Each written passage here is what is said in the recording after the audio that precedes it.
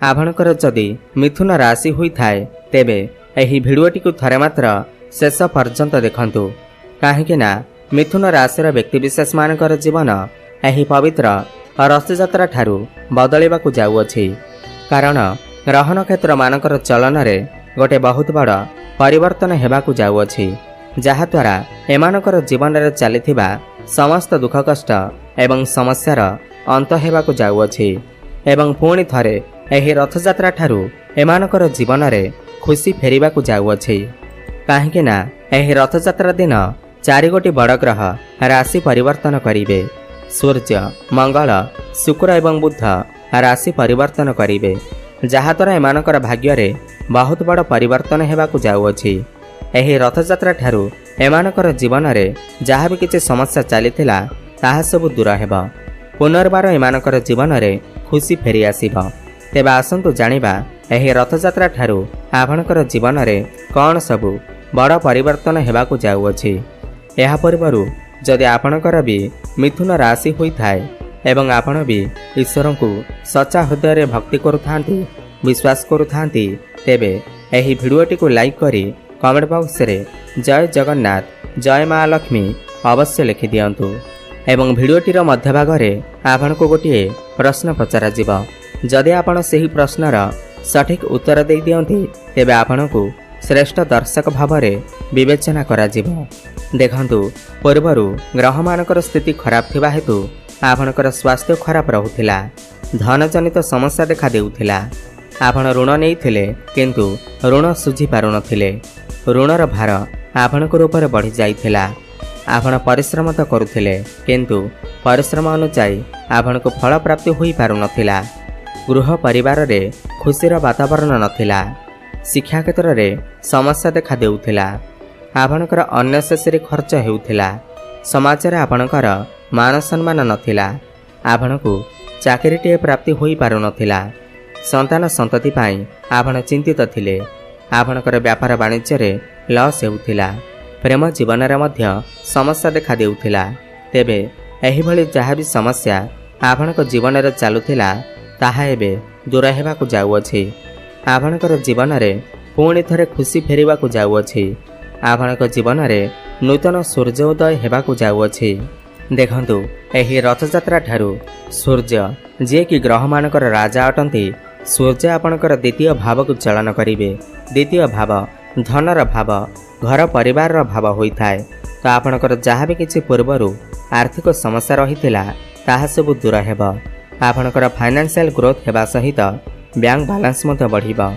विभिन्न दिगरु आपणक पाखकु अर्थर आगमन हेबा एवं समय समय रे आकस्मिक धन मध्य प्राप्ति होइथारे। काहेकि ना बृहस्पति मध्य द्वितीय भाव रे अछंती, जे कि धनर कारक ग्रह अटंती। तो धन रे निश्चिंत भाव रे अभिवृद्धि घटिबा। आपण किछि एक्स्ट्रा इनकम करने को भावी पारंती। आपणकर कारोबार रे उन्नति हेबा सहित दैनिक रोजगार आपणकर बढ़िबा। घर परिवार रे पूर्वर जो समस्या लगी रहिथिला तो समस्त पारिवारिक समस्या दूर हेबा। हसखुशीर लहरी लगी रहिबा। घर को कोनोसी नूतन अतिथि आसी पारंती। एहार माने होउछि जो दंपति माने दीर्घ दिन धरी संतान सुखर वंचित थिले तो सेमानकु संतान सुख अवश्य प्राप्ति हेबा। आपणकर बाणी रे मधुरता आसीबा। लोक माने आपणकर कथावार्ता द्वारा आपणक आड़कू आकर्षित हेबे। आपण भल भोजन करिवे। भ्रमण सुख मध्य आपणक प्राप्ति हेबा। गुरु एठारे बसी आपणकर षष्ठ भाव, अष्टम भाव एवं कर्म भाव को दृष्टि देउछंती। तो जो व्यक्तिविशेष माने पूर्वरु ऋण करजर मायाजाल रे फसी रहिथिले, करज सुझिबा को बाट पाउ नथिले, तो समस्त ऋण करजरु आपणको मुक्ति मिलिबा। एवं जो माने भी ऋण नेबाकु चाहुचंती सेमानकु बहुत सहजरे लोन मध्य प्राप्ति हेबा। ताहा सेमानकर पाठपढ़ा पाई हेउ, कोनोसी व्यापार वाणिज्य पाई हेउ, आपणको ऋण बहुत सहजरे मिलि जिबा। एवं कोनोसी शत्रु जदि आपणकर किछि क्षति करिबाकु चेष्टा करुथिला समस्त शत्रुमानक ठारू आपणको मुक्ति मिलिबा। एवं गुरुंकर दृष्टि आपणकर क्यारियर भाव दशम भाव पर रहुअछि। एवं पूर्वर सेठारे कर्मर कारक ग्रह शनि मध्य विराजमान अछंती, बहुत भल स्थिति अछंती। तो कर्म क्षेत्र रे आपणको बड़ सफलता प्राप्ति हेबा। जो माने दीर्घ दिन धरी प्रमोशन अपेक्षार थिले सेमानकर प्रमोशन होइजिब। बेरोजगारी युवक युवती मानंकु नूतन कर्म नूतन चाकरी मिल पारे। चाकरी क्षेत्र में ट्रांसफर होई पारे। कोनोसी भल स्थान जॉब ऑफर आसी पारे। एमएनसी कंपनी जॉब ऑफर मध्य आसी पारे। कर्म क्षेत्र में आपणकर दायित्व बढ़िब। उपर ऑफिसरंकर सपोर्ट आपणको प्राप्ति हेबा एवं कर्मस्थान में आपणको सम्मानित करा जाई पारे। कोनोसी बड़ खुशी खबर मध्य आपणको प्राप्ति हेबा। यह सहित कोनोसी गुप्त स्रोतरु आपणको धन मध्य प्राप्ति हेबा। जो माने साइंटिस्ट अछंती रिसर्च क्षेत्र में अछंती सेमानकु अनेक शुभफलर प्राप्ति हेबा। पौत्रिक संपत्तिर लाभ मिल पारे। आपणकर कोनोसी पुराना प्रॉपर्टी सेल होई पारे एवं आपणक हाथ को मोटा अंकर अर्थ मध्य आसी पारे। शनि आपणकर दशम रे बसी आपणकर चतुर्थ भाव को दृष्टि देउछंती एवं बुध मध्य द्वितीय भाव रे भल स्थिति अछंती। तो यह रथयात्रा पर आपण किछि भूमि जमी प्रॉपर्टी नूतन जानवाहन क्रय करि पारंती। नूतन गृह मध्य निर्माण करि पारंती। मांकर स्वास्थ्य रे सुधार आसीब। भाग्य आपणकर चमकीब। आपण जो भी काम हाथ देबे सेथिरे आपणको शुभफलर प्राप्ति हेबा। आपण धार्मिक स्थान को बा दूर स्थान को यात्रा करि पारंती। लॉन्ग ट्रैवल करिवे। आपणकर गृह रे किछि शुभ मांगलिक कार्यर आयोजन होई पारे। छात्र छात्री माने उच्च शिक्षा लाभ करिवे। उच्च शिक्षा करिबा पई बाहर को जाई पारंती। कोनोसी भल स्थान रे एडमिशन नेई पारंती। आपण कोनोसी बड़ डिसीजन नेई पारंती। फॉर्म फिलअप करि पारंती। कोचिंग नेई पारंती। यह सहित यह रथयात्रा पर जदि आपणकर किछि एग्जाम अछि कॉम्पिटिटिव एग्जाम अछि सेथिरे आपण निश्चित भाव में उत्तीर्ण करिवे। यह सहित जो मानकर संतान अछंती तो सेमानकर संतानक द्वारा सेमानकु किछि खुशी खबर मिल पारे। सेमानकु सम्मानित करा जाई पारे। प्रेम जीवन रे मध्य सुखमय समय अतिबाहित करिवे। आपणकर जीवन रे केही नूतन पार्टनर आसी पारंती। पूर्वर जो समस्या लगी रहिथिला जो मानकर कथावार्ता बंद हो जाइथिला प्रेकवादी होइथिला सेमानकर पुणी थरे कथावार्ता होई पारे। प्याचअप होई पारे।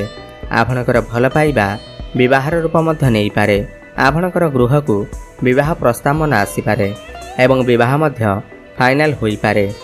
जेहेतु गुरुंकर दृष्टि आपणकर षष्ठ भाव उपर रहुअछि पुराणा पुराणा स्वास्थ्यगत समस्यारू आपणको मुक्ति मिलिब। आपण स्वास्थ्यवान अनुभव करिवे। मंगल आपणकर द्वादश रे थिबारु आपण आपणकर काम कार्य को नहीं विदेश यात्रा करि पारंती। इनपुट एक्सपोर्ट रो काम कंस्ट्रक्शन रो काम यह सहित आईटी सेक्टर टेक्निकल फील्ड रे आपणको शुभफलर प्राप्ति हेबा। यह सहित दीर्घ दिन धरि आपणकर मन रे जो इच्छा अभिलाष थिला मनस्कामना थिला ताहा पूर्ण हेबा। जो माने ऑनलाइन काम करूछंती डिजिटल मार्केटिंग रो काम फाइनेंस क्षेत्र रे अछंती काउंसलिंग क्षेत्र रे अछंती ट्रैवल एंड टूर क्षेत्र रे अछंती सेमानकु अनेक शुभफलर प्राप्ति हेबा। तेबे अधिक शुभफल प्राप्ति करिबा पाई आपण प्रत्येक दिन बुधंकर बीजमंत्र जप अवश्य करंतु। ओम ब्रांग ब्रिंग ब्रोंग सह बुद्धाय नमः 108 थर प्रत्येक दिन जप करंतु। शुभफल प्राप्ति हेबा। यह सहित प्रभु गणेश को दुब घास अर्पण करंतु। गोमाता को सबुज चारा खाइबा को दियंतु एवं संध्या समय रे हनुमान चालीसार पाठ करंतु। शुभफल प्राप्ति हेबा सहित आपणकर भाग्य रे उन्नति आसीब। धन्यवाद।